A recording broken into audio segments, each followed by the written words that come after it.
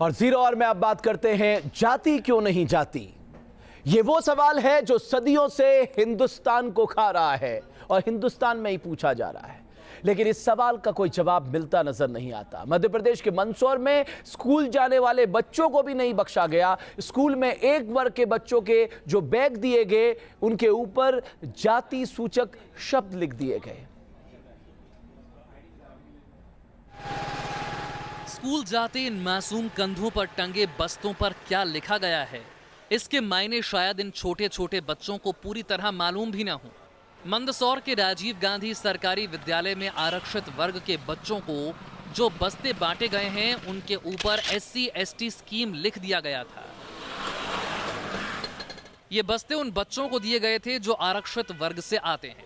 School में तकरीबन 600 बच्चे पढ़ते हैं, जिनमें से तकरीबन 250 बच्चे आरक्षित वर्ग से आते हैं। इन बच्चों के लिए मुफ्त कैलकुलेटर, पेन, कॉपी और बस्ते दिए गए थे, लेकिन बस्तों पर SC/ST स्कीम लिख दिया गया जो बच्चों की जाति को बता रहा था।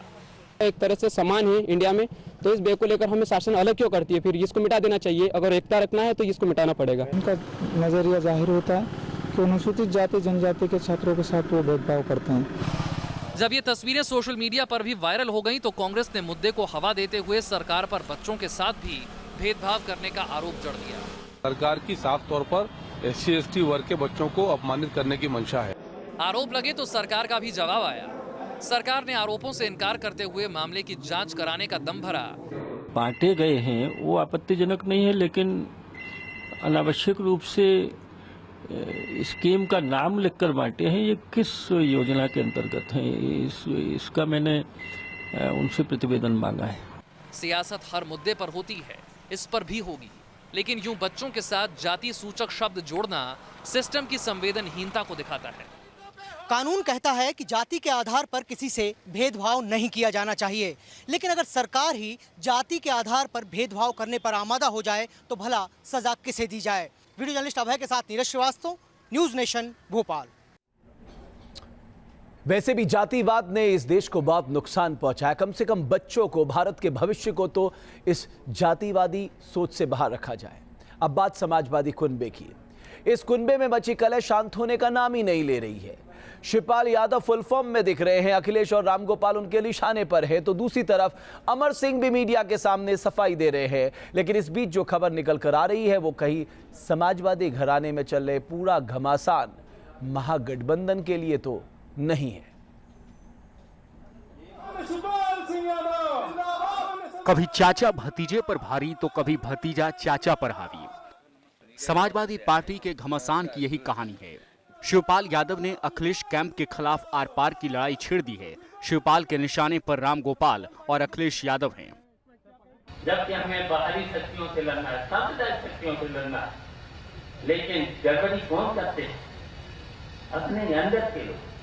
इधर की उधर चापलूसी से लेकर के नेताजी ने हम क्या सिखाया? आलोचक। इस लड़ाई में अमर सिंह का किरदार भी बेहद अहम है। अमर सिंह भी मीडिया के सामने सफाई दे रहे हैं। अमर के निशाने पर अखिलेश ही हैं। जीवन के अंतिम सांस तक मुलायम सिंह के साथ हूँ, और जब मुलायम सिंह के साथ हूँ तो अखिलेश के साथ भी हूँ, इसलिए कि मुलायम सिंह के पुत्र हैं, वो कुछ भी कहें। लेकिन मैं अखिलेश यादव के साथ इसलिए नहीं रह सकता कि वो मुख्यमंत्री हैं। इस दौरान अखिलेश का खेमा फिलहाल खामोश नजर आ रहा है, जबकि इस खींचतान के बीच समाजवादी पार्टी अब चुनावी बिसात बिछाने में जुट गई है। बिहार की तर्ज पर महागठबंधन की तैयारी शुरू हो गई है। चरण सिंह वादी लोगों को इकट्ठा करेंगे, गांधीवादी लोगों को इकट्ठा करेंगे। अगर दलों की एकता हो उसका भी स्वागत है, दलों का संयुक्त मोर्चा बने उसका भी स्वागत है, चुनाव के लिए संभव एका हो उसका भी स्वागत है। पार्टी 5 नवंबर को रजत जयंती समारोह मनाने जा रही है, जिसमें सभी दलों के नेताओं को इनवाइट किया गया है। कहा जा रहा है कि इस दिन पूरा परिवार एक मंच पर नजर आएगा। देखिए, मैंने विधानसभा में कहा है, हमारे बहुत सारे पत्रकार साथी और यहाँ के लोग जानते होंगे कि मैंने विधानसभा में ये कहा है कि 6वां बजट भी मैं ही पेश करूंगा। लेकिन विपक्षी दल समाजवादी पार्टी की इस कवायद पर सवाल खड़े कर रहे हैं। फ्रस्ट्रेशन में ये लोग कहीं ना कहीं अपने आप को महागठबंधन की दिशा में जा रहे हैं, लेकिन जनता परिवर्तन का मन बना चुकी है और भाजपा की पूर्ण बहुमत की सरकार सूबे के अंदर बनने वाली है। जाहिर है परिवार की आपसी कलह में हुए नुकसान के डैमेज कंट्रोल की तैयारी में अब समाजवादी पार्टी जुट गई है। इस खींचतान की वजह से बिखरे वोट बैंक को एकजुट करने के लिए बिहार फॉर्मूले की तर्ज पर महागठबंधन का समीकरण साधने की तैयारी शुरू हो गई है। उन्मुक्त मिश्रा, न्यूज नेशन, लखनऊ। लेकिन इस परिवार में बिखराव इतना हो गया है कि अब कोई भी गठबंधन हो जाए, जनता को असलियत मालूम है। बहरहाल पाकिस्तान अपनी नापाक हरकतों से बाज नहीं आ रहा है। घुसपैठियों की मददगार पाक आर्मी लगातार जम्मू के आरएसपुरा सेक्टर में सीज फायर तोड़ रही है, जिसका भारतीय जांबाज मुंहतोड़ जवाब दे रहे हैं। हालात इतने बिगड़े हैं कि सीमा के पास के कई गांवों को खाली करा लिया गया है। गोलियों की आवाज, चौकस जांबाज। जम्मू के आरएसपुरा सेक्टर में पिछले 48 घंटे से भारतीय जांबाज पाकिस्तान को मुंहतोड़ जवाब दे रहे हैं। बीएसएफ फोर्स को टारगेट करने की कोशिश में पाकिस्तानी फौज लगातार फायरिंग कर रही है। जवाबी फायरिंग में पाकिस्तान को माकूल जवाब भी मिल रहा है। रात भर सीमा पर फायरिंग होती रही। आरएसपुरा सेक्टर में गोलीबारी में बीएसएफ का जवान शहीद हो गया, जबकि 6 लोग घायल हैं। सर्जिकल स्ट्राइक के बाद से सीमा पर तनाव है। रात में अंधेरे का फायदा उठाकर पाकिस्तान नापाक हरकत को अंजाम देता है, जिसका उसे जवाब भी मिल रहा है। बताया जा रहा है कि दिन में ज्यादातर फायरिंग कम होती है, लेकिन शाम ढलते ही मशीन गन से लेकर मोर्टार तक से पाकिस्तान की ओर से गोलाबारी शुरू हो जाती है। रात को अरनिया सेक्टर पर पाक की ओर से छोटे हथियार से लेकर मोर्टार तक से फायरिंग की गई। कई घरों को नुकसान पहुंचा है। सीमा पार से हो रही गोलीबारी में पिछले 5 दिनों में बीएसएफ के 2 जवान शहीद हो चुके हैं। वहीं 20 से ज्यादा लोग जख्मी हो चुके हैं। 2 दिन पहले राजौरी के नौशेरा सेक्टर में भी पाकिस्तान ने सीज फायर का उल्लंघन किया था। ठंड ने दस्तक दे दी है और पाकिस्तान में सीमा पर बैठे आतंकियों की घबराहट भी बढ़ गई है। कहा जा रहा है कि सीज फायर वायलेशन के जरिए इन्हीं आतंकियों की घुसपैठ की आखिरी कोशिश की जा रही है। ये इनकी नई टेक्निक नहीं है, पहले भी इन्हीं ने दूसरे सेक्टर्स में भी इन्हीं ने ऐसा ही किया है। कारगिल में भी इन्हीं ने इसी तरह से वहाँ की पॉपुलेशन के साथ किया। मकानों में बड़े बड़े होल्स नज़र आते हैं। इस पूरे सेक्टर में आप जहाँ भी जाएंगे काफ़ी वो है।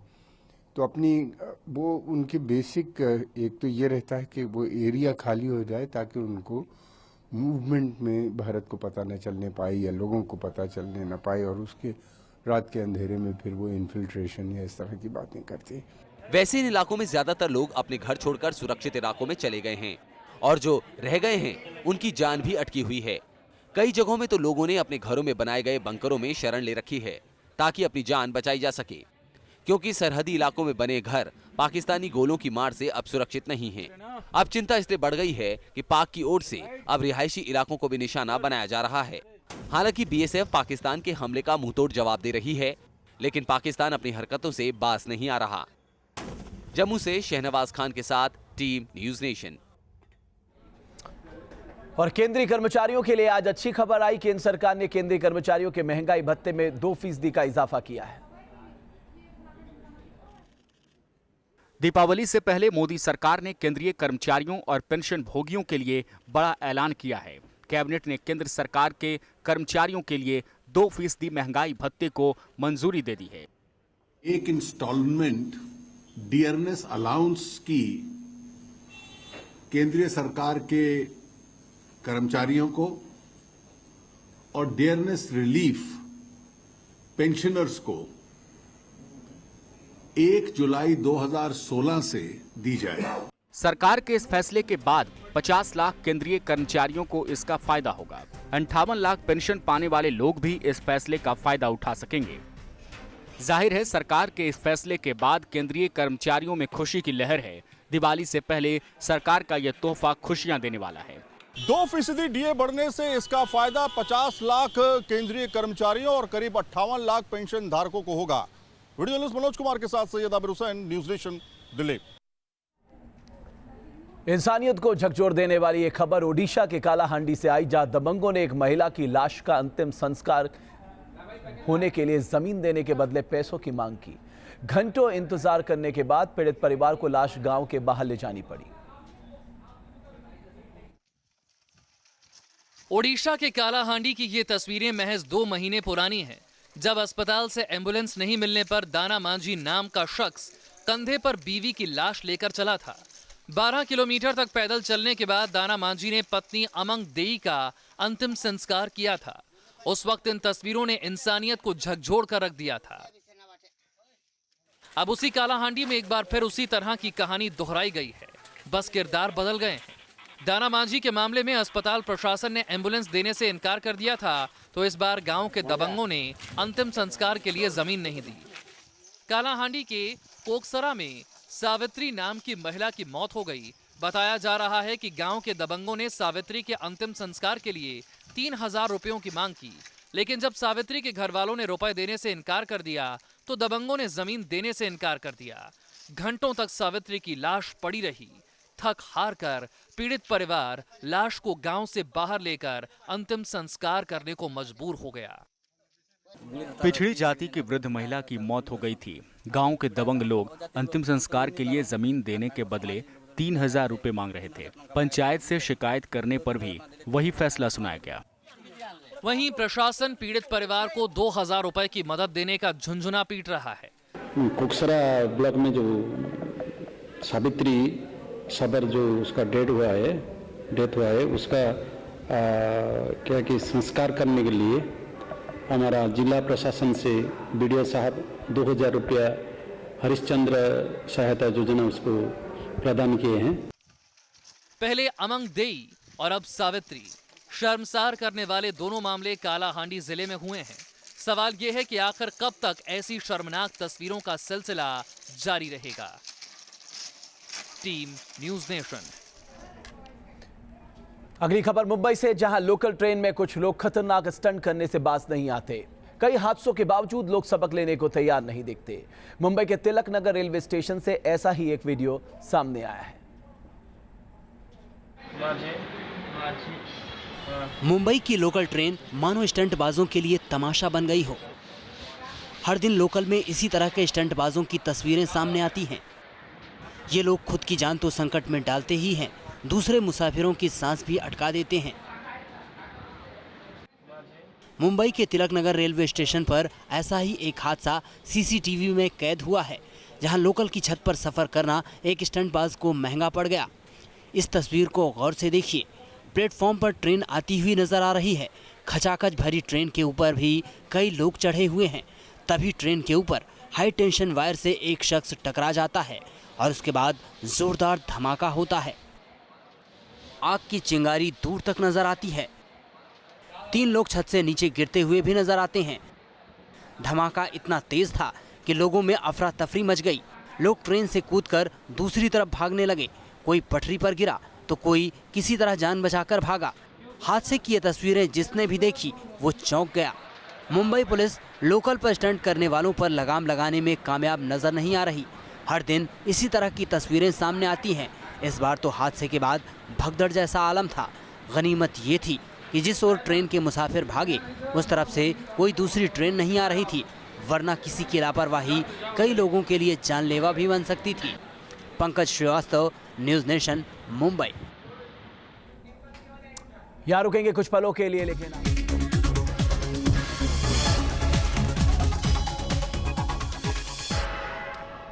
और अब बात दीपावली त्योहार की, जिसकी शुरुआत कल धनतेरस से होगी। लेकिन धनतेरस को लेकर अभी से बाजारों में खासा रौनक है। दिल्ली, मुंबई से लेकर देश भर के शहरों में बाजार सज गए हैं और जमकर बरस रहा है धन।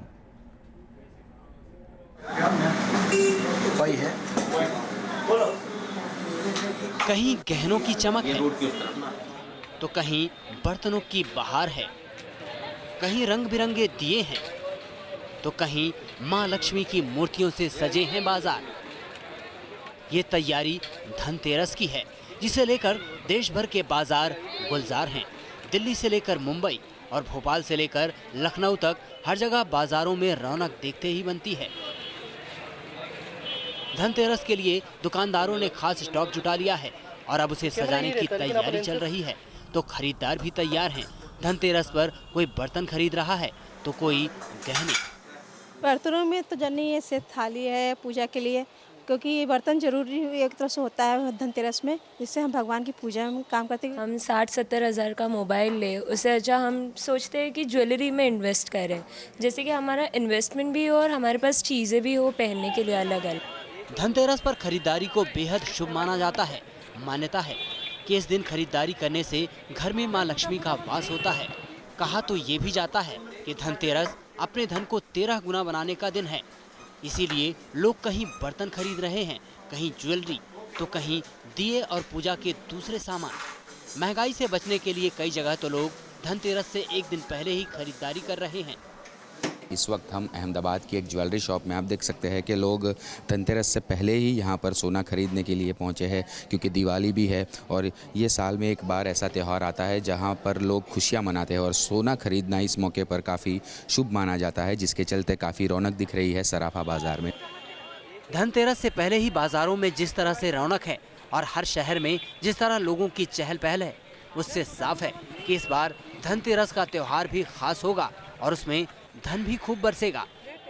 दिल्ली से सैयद आमिर हुसैन, लखनऊ से नितिन उपाध्याय और भोपाल से नीरज श्रीवास्तव के साथ पूरब पटेल, न्यूज़ नेशन, अहमदाबाद। तो जीरो और में आज के लिए इतना ही। जल्द हाजिर होते हैं क्वेश्चन के साथ, जिसमें आज पाकिस्तान के पूर्व राष्ट्रपति परवेज मुशर्रफ से न्यूज़ नेशन की एक्सक्लूसिव बातचीत देखिए।